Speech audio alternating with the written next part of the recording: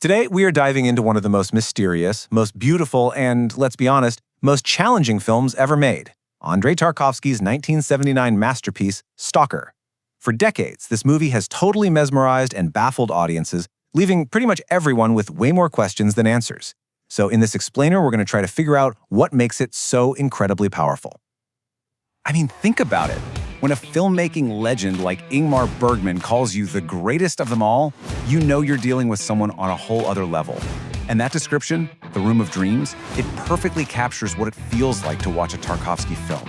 It's like you're literally stepping into a dream, a world with its own strange, hypnotic rules. And that's really the big question about Stalker, isn't it? On the surface, it's this super slow sci-fi movie with basically zero action. But underneath that quiet surface, man, it's this deep, profound exploration of faith, doubt, art, science, and what it even means to be human. So let's start peeling back some of those layers. Okay, so the film kicks off with what seems like a really simple setup, something that almost sounds like a classic adventure story. But as you're about to see, in Tarkovsky's world, the destination is always way, way more complicated than it looks at first glance. So we're following these three guys, who are really more like archetypes than characters. You've got the writer, who's cynical and burnt out, looking for some kind of inspiration. Then there's the professor, a man of science, super rational and skeptical. Finally, their guide, the stalker. He's the true believer who treats this place, the zone, with an almost religious awe. And what are they all after? They're on a mission to find this mythical room. It's the ultimate prize, right? A place that supposedly grants your deepest, most secret desires. And it's that promise that pushes these three very different men to risk everything on this journey. And right away, here's our first huge clue that we are not in Kansas anymore. What Tarkovsky does with color here is just brilliant. It's a total shift in reality. The outside world is lifeless, shot in this grim, sepia tone. But the second they step into the zone, bam! The world just explodes with rich, vibrant color. It's a visual cue that they've crossed a line into a totally different state of being. So what is the zone, really? It's not just some patch of land with weird traps.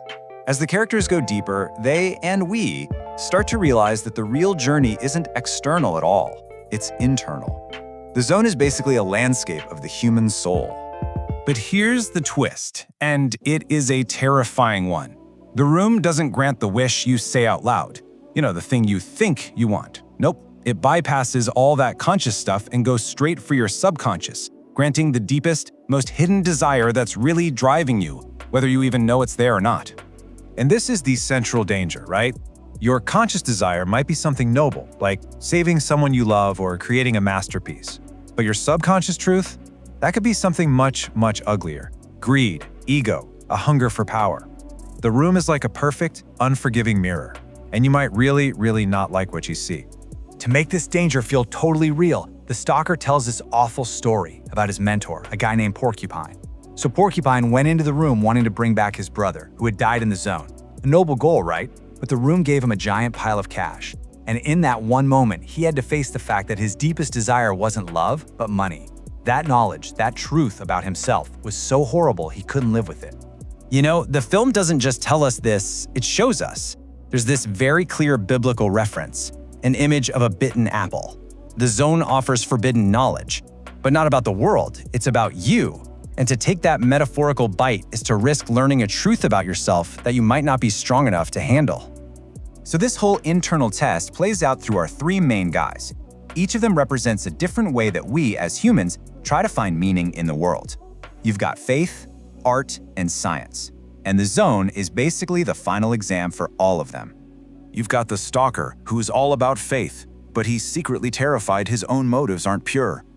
Then there's the writer, who represents art, but he's just too cynical and wrapped up in his tortured artist persona to actually seek the truth.